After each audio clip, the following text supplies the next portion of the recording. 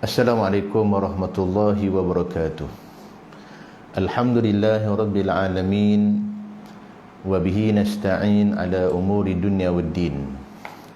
Wassalatu wassalamu ala asyrafil anbiya'i wal mursalin wa ala alihi wa sahbihi ajma'in. Qala rabbi shrah li sadri wa yassir li amri wa hlul 'uqdatam min lisani yafqahu qawli. قال الله تعالى في كتابه الكريم بعد أعوذ بالله من الشيطان الرجيم سبحان الذي أسرى بعبده ليلا من المسجد الحرام إلى المسجد الأقصى الذي باركنا حوله لنريه من آياتنا إنه هو السميع البصير. صدق الله العظيم. Maha suci Tuhan yang memperjalankan hamba-Nya pada malam hari dari Masjidil Haram sampai ke Masjidil Aqsa, yang kami berkati sekelilingnya supaya kami memperlihatkan keterangan-keterangan kami kepadanya. Sesungguhnya Dia mendengar lagi Maha melihat. Amma ba'd. Alhamdulillah, syukur pada Allah Subhanahu wa taala, pada waktu yang terbaik ini Allah memberi kesempatan kepada kita semua untuk membincangkan satu topik berkenaan dengan Isra' dan Mi'raj. Para pendengar, penonton TV PAS Wilayah Persekutuan, hari ini insya-Allah dengan rendah dirinya saya ingin berkongsi dengan sahabat pendengar dan penonton sekalian berkenaan dengan sedikit intipati dan manfaat daripada peristiwa Isra' dan Mi'raj yang telah berlaku ke atas junjungan besar Nabi Muhammad sallallahu alaihi wasallam, iaitu peristiwa Isra' dan Mi'raj.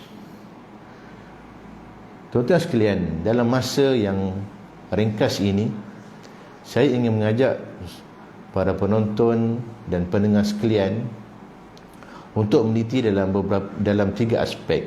Yang pertama, tentang dalil perkara ini, Isra' dan Mi'raj ini berlaku pada Nabi sallallahu alaihi wasallam daripada Al-Quran dan hadis Nabi sallallahu alaihi wasallam. Dan yang keduanya, kita nak bincang berkenaan dengan apakah berlaku ke atas Nabi sallallahu alaihi wasallam ini bersama roh dan jasad baginda. Dan yang ketiga, insya-Allah kita akan mengambil intipati apa yang sepatutnya kita mengambil faedah dan matlamat daripada apa yang telah berlaku dalam peristiwa Isra' dan Mi'raj ini, untuk kita meneruskan perjuangan yang telah ditinggalkan oleh Nabi sallallahu alaihi wasallam untuk kita sambung dan bagi menegakkan agama Allah Subhanahu wa taala. Sidang pendengar dan penonton sekalian, dalil daripada Al-Quranul Karim, Allah Subhanahu wa taala menyebut dalam surah Al-Isra' ayat yang pertama, yang ayat yang telah saya bacakan sebentar tadi, di mana Allah Subhanahu wa taala telah memperjalankan Nabi Muhammad sallallahu alaihi wasallam dari Masjidil Haram ke Masjidil Aqsa.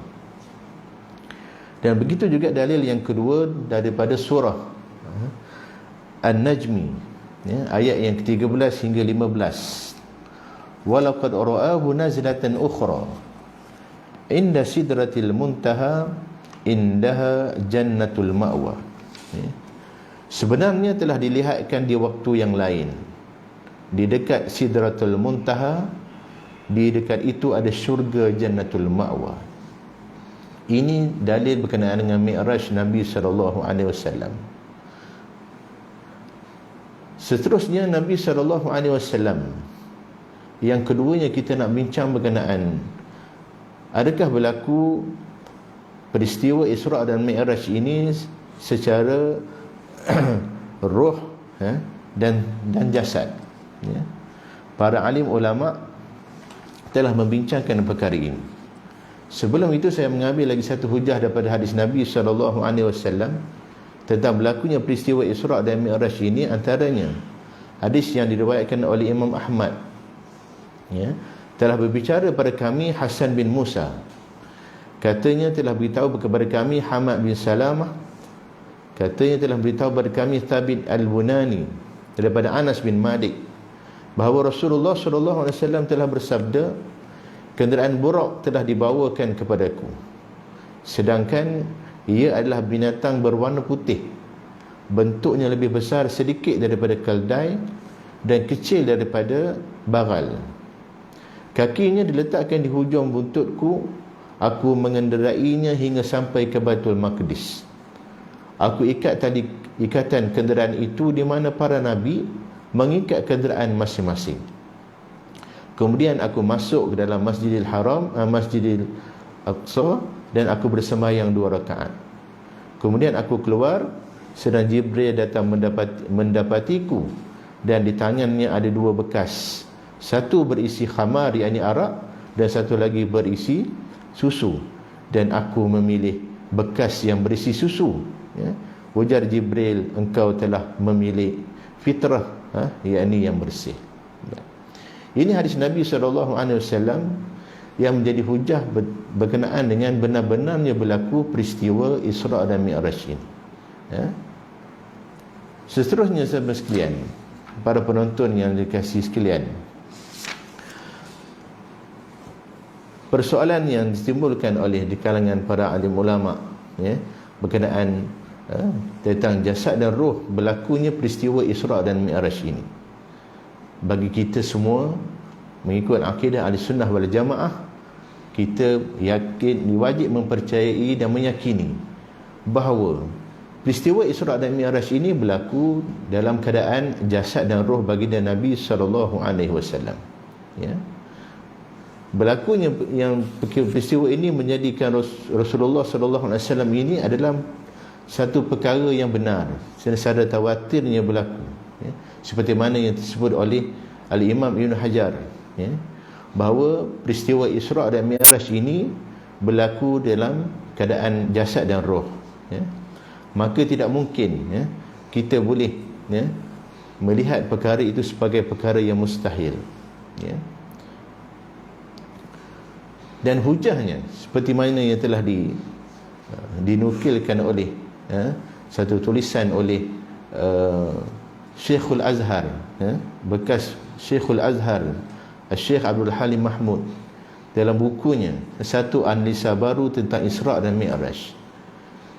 Sekiranya dikatakan bahawa peristiwa Isra' dan Mi'raj ini berlaku dalam keadaan yang tidur, ataupun berlaku dalam keadaan Nabi bermimpi, ataupun berlaku dalam keadaan roh semata-mata tanpa jasad, maka sudah tentu tidak ada seorang pun yang akan mendustakan apa yang disampaikan oleh Nabi SAW.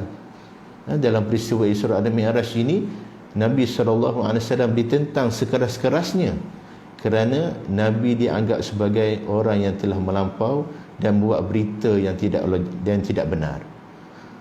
Sekiranya dia berlaku secara roh, nescaya mereka tidak akan mendusta dan tidak akan memperlekehkan Nabi Muhammad SAW. Baik. Begitu juga satu dalil lagi mengatakan bahawa sekiranya peristiwa Isra' dan Mi'raj ini berlaku secara roh tanpa jasad, bagaimana pula dengan kisah berkenaan dengan isteri Nabi SAW, Siti Ummi Hani radhiyallahu anha, terhadap Rasulullah SAW. Apabila Rasulullah menyampaikan berita berkenaan baginda telah pun, ya, melalui peristiwa Isra' dan Mi'raj ini, ya, dan Nabi SAW memutuskan untuk menyampaikan berita ini kepada semua kaumnya, maka perkara itu telah pun diberitahu oleh Ummu Hani bahawa merayu supaya baginda tidak meneruskan tekadnya, ya, tidak menceritakan perkara ini kepada orang ramai, dibimbangi mereka akan terus, ya, memperlekehkan Nabi Muhammad sallallahu alaihi wasallam. Akan tetapi Nabi sallallahu alaihi wasallam tidak menghiraukan nasihat Ummu Hani, kerana yang benar itu harus diumumkan kepada orang ramai. Maka Rasulullah sallallahu alaihi wasallam mengumumkannya kepada orang ramai, dan berlakulah apa yang telah berlaku daripada apa yang kami bicarakan, kisah ini. Jadi ini di antara hujah yang mengatakan bahawa Nabi SAW di Isra' dan dimi'rajkan oleh Allah Subhanahu Wa Taala dalam keadaan roh dan jasad, bukan hanya sekadar roh tanpa jasad. Baik. Seterusnya, para penonton dan pendengar yang dikasihi sekalian, dalam peristiwa Isra' dan Mi'raj ini, apakah yang perlu kita ambil faedah besar dan manfaat daripada peristiwa yang kita sambut setiap tahun? Kerana peristiwa ini berlaku kepada Nabi SAW pada tahun ke-10 tahun kenabian Nabi SAW, dan peristiwa ini dirakamkan dalam Al-Quranul Karim yang kita membacanya setiap hari. Ada beberapa perkara yang perlu kita ambil intipati penting dalam perjuangan ini. Yang pertamanya berkenaan dengan taubat Nabi SAW. Nabi menyuruh kita melaksanakan taubat. Taubat ini diletakkan dalam satu perkara yang penting dalam peristiwa Isra' dan Mi'raj. Kisahnya, sebelum Nabi diisra'kan oleh Allah Subhanahu Wa Taala, Nabi dalam satu hadis yang daripada Ubay bin Ka'ab membicarakan bahawa Rasulullah SAW bersabda, ketika aku berada di Mekah, bumbung rumahku terselak, maka Jibril turun kepadaku, lalu membedah dadaku dan dicucinya dengan air Zam-Zam. Kemudian diambilnya dulang emas yang terisi hikmah dan iman, secara dicurahkan ke dalam dadaku dan ditutupnya semula. Ini adalah simbolik tentang bagaimana Nabi SAW dibersihkan dahulu, ataupun yang kita sebut sebagai konsep taubat. Jadi inilah yang disebut sebagai setiap orang Islam, setiap orang mukmin mesti melaksanakan taubat kepada Allah Subhanahu Wa Taala. Sehingga Allah Subhanahu Wa Taala sebut dalam surah At-Tahrim ayat yang ke-8, A'udzubillahi minasyaitonirrajim, ya ayyuhalladzina amanu tubu ilallahi taubatan nasuha. Wahai orang-orang yang beriman, bertaubatlah kamu kepada Allah dengan taubat nasuha. Jadi ini perintah Allah Subhanahu Wa Taala kepada kita. Kita mesti melakukan taubat kepada Allah. Taubat disebutkan di sini dalam kitab Riyadhus Salihin ada 3 syarat. Yang pertamanya, hendaklah kita membuang maksiat yang telah kita lakukan, berhenti daripada melakukan maksiat. Itu syarat yang pertama. Syarat yang kedua, hendaklah kita merasa menyesal ataupun merasa duka cita di atas dosa dan maksiat yang kita lakukan. Dan syarat yang ketiga, mestilah kita berjanji tidak akan kembali melakukan maksiat ataupun dosa tersebut. Dan juga ada pendapat, ulama menyebutkan ada syarat yang keempat, iaitu apabila dosa dan maksiat itu berkait dengan manusia, maka hendaklah dimohon maaf kepada manusia ataupun dipulangkan kembali barang sekiranya dicuri dan sebagainya. Inilah taubat yang mengambil satu intipati dalam peristiwa Isra' dan Mi'raj ini, bahawa kita orang mukmin wajib untuk melaksanakan taubat kepada Allah Subhanahu Wa Taala. Kerana apa? Kerana dalam hadis yang lain Nabi SAW menyebut berkenaan dengan orang yang bertaubat ini adalah orang yang hebat dan suci di sisinya, sampai Nabi SAW sebut at-taibu kaman la dambalah, orang yang bertaubat ini seumpama tiada lagi dosa padanya. Baik. Seterusnya, perkara yang kedua yang menjadi intipati penting dalam kita menelusuri peristiwa Isra' dan Mi'raj, iaitu kemuncak asas kehidupan. Dalam kehidupan kita yang dimulakan pada awal tadi, kita taubat kepada Allah Subhanahu Wa Taala, dan di akhirnya ke mana? ke manakah akhirnya kehidupan kita ini dan apakah kemuncak kebahagiaan hidup kita ini. Ini disebut sebagai kemuncak kehidupan kita adalah Allah Subhanahu wa taala. Kita menuju Allah Subhanahu wa taala. Kita bertemu dengan Allah Subhanahu wa taala. Kita mendapat rahmat di sisi Allah Subhanahu wa taala dan dapat melihat wajah Allah Subhanahu wa taala. Itulah kemuncak daripada kehidupan kita. Seperti Nabi sallallahu alaihi wasallam dirakalkan dalam surah Az-Zariyat, fafirru ila Allah, maka datanglah berbondong-bondong kepada Allah. Asas daripada kita taubat kepada Allah Subhanahu wa taala tadi, Allah Subhanahu wa taala memberi banyak kebaikan kepada kita. Sebab akhirnya kita akan bertemu dengan Allah, dan itulah matlamat akhir kita, untuk bertemu dengan Allah Subhanahu wa taala. Dan digambarkan dalam peristiwa Isra dan Mi'raj ini. Selepas Nabi bertaubat kepada Allah, lepas dicucikan hati Nabi sallallahu alaihi wasallam, akhirnya Nabi dia bawa untuk bertemu dengan Allah Subhanahu wa taala, yang merupakan itulah kemuncak dalam kehidupan kita. Ya Allah Subhanahu wa taala sebut berkenaan dengan kaitan taubat ini dengan bertemu dengan Allah Subhanahu wa taala. Kalau tengok dalam surah Nuh ayat yang ke-12, ayat ke-10 hingga ayat ke-12. A'udzubillahi minasyaitonirrajim. Istaghfiru rabbakum innahu kana ghaffara yursilis samaa'a 'alaikum midrara wa yumdidkum bi amwalin wa banin wa yaj'al lakum jannatin wa yaj'al lakum anhara. Dalam ayat yang cantik Allah Subhanahu wa taala sebut, mohonlah istighfar kepada Tuhan kamu, sesungguhnya Dia adalah Maha Pengampun. Dia mengirim awan yang menurunkan hujan lebat ke atas kamu. Dia memberi kamu harta dan anak pinak, dan menjadikan untuk kamu taman-taman yang indah serta sungai-sungai yang mengalir air. Inilah di antara kemuncaknya kita bertemu dengan Allah, dan Allah Subhanahu wa taala membalas apa yang tidak telah bertaubat kepadanya dengan nikmat-nikmat di dunia dan juga nikmat di syurga nanti. Dan begitu juga Allah Subhanahu wa taala sebut dalam surah Hud ayat yang ke-52, istaghfiru rabbakum thumma tubu ilaihi yursilis samaa'a 'alaikum midrara wa yazidkum quwwatan ila quwwatikum. Mohon istighfar kepada Tuhan kamu serta bertaubatlah kepadanya, nescaya Dia mengirim awan yang menurunkan hujan yang lebat ke atas kamu, dan Dia menambahkan kekuatan kepada kekuatan kamu.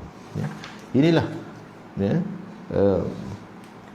kemuncak yang kedua, perkara yang kedua yang kita nak bincangkan dalam intipati dan peristiwa Isra dan Mi'raj ini. Kemuncak asas kehidupan kita adalah ingin bertemu dengan Allah Subhanahu wa taala selepas kita melakukan taubat kepada Allah Subhanahu wa taala. Seterusnya, perkara yang ketiga yang kita ambil intipati dalam peristiwa Isra dan Mi'raj ini, iaitu antara langkah pertama hingga langkah yang terakhir. Apakah prosesnya untuk kita sampai? Langkah pertama kita taubat kepada Allah. Langkah yang terakhir ataupun matlamat akhir ataupun kemuncaknya adalah kita bertemu dengan Allah Subhanahu wa taala dalam keadaan Allah meridai kita. Dan apakah prosesnya untuk kita sampai kepada redha Allah Subhanahu wa taala? Di sinilah penulis menyebut bahawa proses itu adalah al-jihadu fi sabilillah. Jihad fi sabilillah adalah proses untuk kita sampai bertemu dengan Allah Subhanahu wa taala dan redha-Nya. Allah Subhanahu wa taala sebut dalam surah An-Najmi, seperti mana yang kita baca sebelum pada tadi. A'udzubillahi minasyaitonirrajim. Thumma dana fatadalla fakana qaba qausaini aw adna. Kemudian dia mendekat dan bertambah dekat, maka jaraknya hanyalah antara anak panah dan busurnya atau lebih-lebih lagi. Ini digambarkan bagaimana Nabi SAW bertemu dengan Allah Subhanahu wa taala dalam keadaan yang sangat dekat dengan Allah Subhanahu wa taala, dan inilah nikmatnya. Dan kita bincang kepada langkah yang ketiga ini, apakah prosesnya untuk kita sampai bertemu dengan Allah Subhanahu wa taala tadi? Itu adalah jihad fi sabilillah. Antaranya Allah Subhanahu Wa Taala menyuruh kita melakukan perkara amar ma'ruf dan nahi munkar. Ini adalah proses jihad, ya. Sampai Allah Subhanahu Wa Taala sebut dalam surah At-Tahrim, ya ayyuhalladzina amanu qu anfusakum wa ahlikum nara wa quduha an-nas wal hijarah 'alaiha malaikatun ghiladun shidadun la ya'suna Allah ma amarakum wa yaf'aluna ma yu'marun. Wahai orang-orang yang beriman, peliharalah diri kamu serta kaum keluarga kamu dari api neraka. Kayu bakarnya ialah manusia dan batu, ya. Di situ ada malaikat yang kasar dan keras. Mereka tidak mendurhakai Tuhan kepada apa yang diperintahkannya, dan mereka melaksanakan apa sahaja yang diperintahkan kepada mereka, ya. Dan inilah proses jihad untuk sampai kepada keredaan Allah Subhanahu Wa Taala. Mana mungkin nikmat yang besar, nikmat yang teragung, iaitu nikmat bertemu dengan Allah Subhanahu Wa Taala, dapat diperolehi oleh seorang hamba jika dia tidak melakukan apa-apa. Jadi tugas ataupun proses untuk sampai ke nikmat yang terbesar ini adalah jihad fi sabilillah. Seperti mana yang telah ditunjukkan oleh para nabi alaihimussalatu wassalam. Contohnya Nabi Ismail, yang menyuruh keluarganya bersembahyang dan mengeluarkan zakat, dan beliau amat diredai di sisinya. Begitu dengan ayah baginda, Nabi Ibrahim alaihissalam, yang melaksanakan tuntutan Allah Subhanahu Wa Taala dalam pengorbanan agung, ya, untuk mengorbankan anaknya sendiri, Nabi Ismail alaihissalatu wassalam.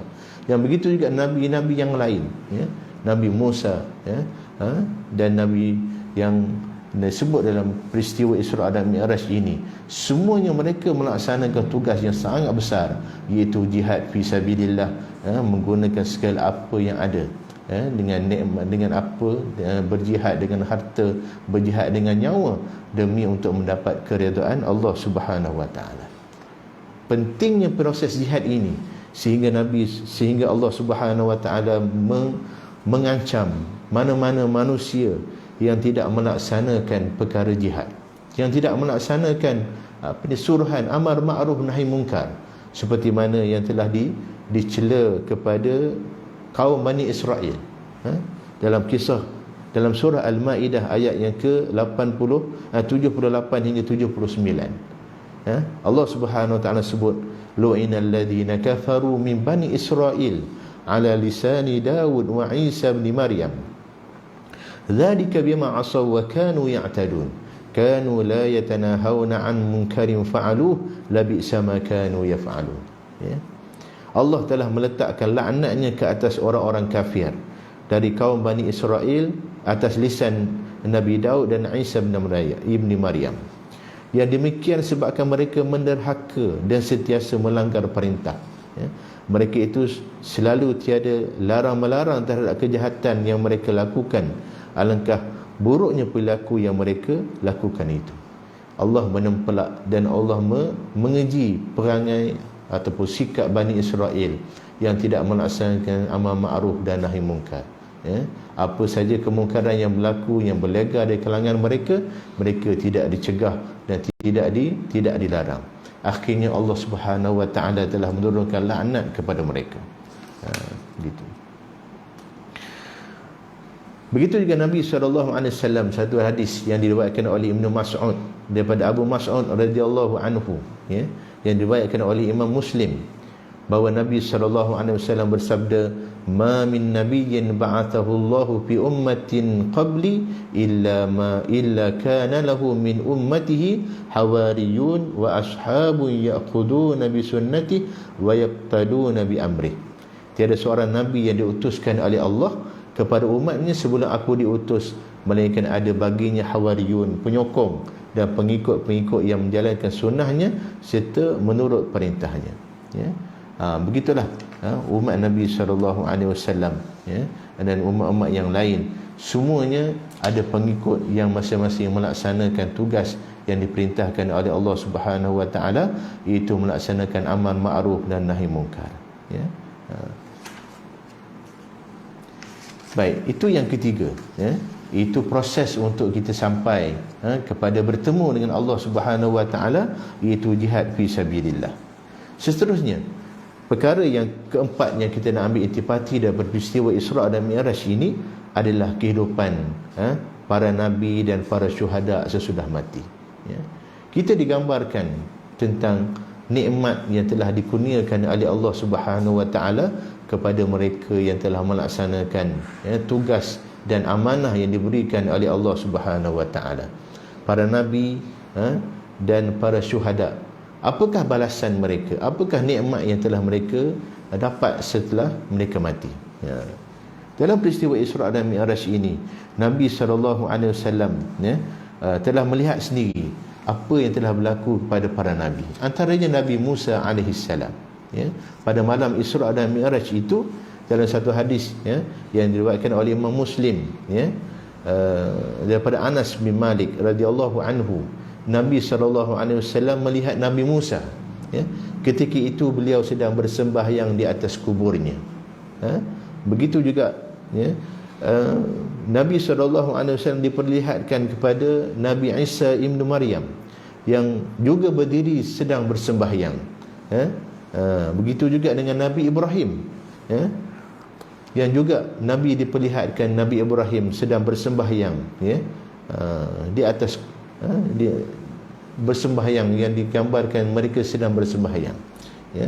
Jadi apa yang kita nampak di sini bahawa riwayat-riwayat hadis Nabi menunjukkan bahawa para nabi dan para syuhada ini, mereka ni tidak dimakan oleh tanah. Maksudnya jasad mereka tidak hancur, jasad mereka tidak rosak. Oleh kerana apa? Kerana mereka dimuliakan oleh Allah Subhanahu wa taala. Inilah nikmat, inilah kebesaran yang Allah beri kepada orang yang telah melaksanakan tugas yang diamanahkan oleh Allah Subhanahu wa taala. Para nabi dan para syuhada, mereka tidak dihancurkan jasad mereka, bahkan mereka hidup di sisi Allah Subhanahu wa taala.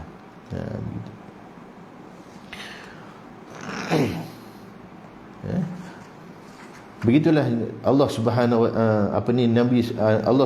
Nabi sallallahu alaihi wasallam cerita berkenaan dengan surahan kepada kita untuk memperbanyakkan selawat ke atas Nabi sallallahu alaihi wasallam, sehingga dalam hadis-hadis yang banyak disebutkan supaya umat ini sentiasa berselawat ke atas Nabi sallallahu alaihi wasallam, kerana selawat ke atas Nabi ini faedahnya sangat besar di sisi Allah Subhanahu wa taala, sehingga Allah Subhanahu wa taala, sehingga Nabi sallallahu alaihi wasallam sebut, "Aktsiru alayya minas salati fi kulli yaumin jum'ah, fa inna salata ummati tu'radu alayya fi kulli yaumin jum'ah, faman kana aktsaruhum alayya salatan kana aqrabahum minni manzilah." Kana aqrabahum minni manzilatan. Perbanyakkan selawat ke atasku pada setiap hari Jumaat, kerana sungguhnya selawat umatku disampaikan kepadaku pada setiap hari Jumaat. Barang siapa yang banyak selawat kepadaku akan mendapat kedudukan yang paling hampir kepada aku. Jadi inilah nikmat yang Allah beri kepada orang yang berselawat kepada Nabi SAW. Nikmatnya apa? Dia akan duduk dekat dengan Nabi SAW di akhirat nanti. Orang yang berselawat di samping makam baginda Nabi SAW akan mendapat kelebihan lagi di sisi Nabi, di sisi Allah Subhanahu wa taala.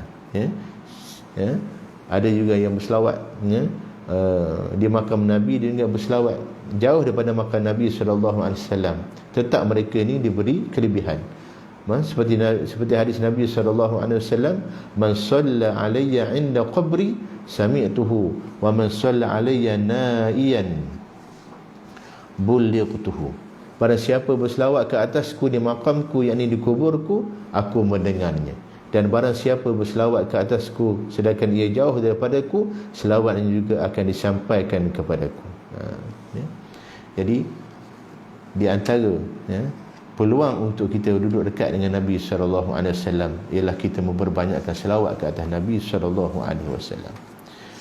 Jadi itulah 4 perkara sebagai intipati penting yang kita nak ambil daripada peristiwa Isra' dan Mi'raj ini, supaya peristiwa Isra' dan Mi'raj yang kita sambut setiap tahun memberi manfaat kepada kita dan menambah nilai tambah kepada kita di atas nilai tambah iman dan nilai tambah jihad kita fi sabilillah untuk mendapat nikmat yang terbesar yang kita bincang tadi, iaitu bertemu dengan Allah Subhanahu wa taala, di mana permulaannya bermula dengan taubat kepada Allah, prosesnya adalah jihad fi sabilillah, dan kemuncaknya adalah kita dapat bertemu dengan Allah Subhanahu wa taala dalam rahmatnya.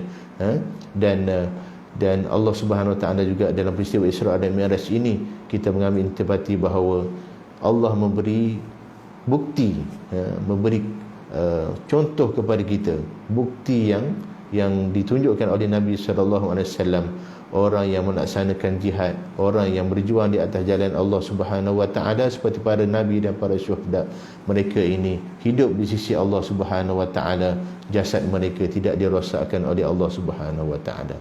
Mudah-mudahan kita menjadi umat Nabi sallallahu alaihi wasallam yang akan melaksanakan tugasnya berjihad fi sabilillah dan akan diberi nikmat oleh Allah Subhanahu wa taala, mendapat syurga di sisi Allah dan dapat bertemu dengan Allah Subhanahu wa taala dalam syurga nanti insya-Allah. Jadi itulah sikit perkongsian daripada saya. Mudah-mudahan apa yang dibincangkan, apa yang telah disampaikan pada malam ini memberi manfaat kepada sidang penonton dan pendengar. Yang baik itu semua datang daripada Allah, apa yang kurang itu daripada kelemahan saya sendiri. Jadi sesudahi aqulu qawli hadza wa astaghfirullahal azim li wa lakum. Wassalamualaikum warahmatullahi wabarakatuh.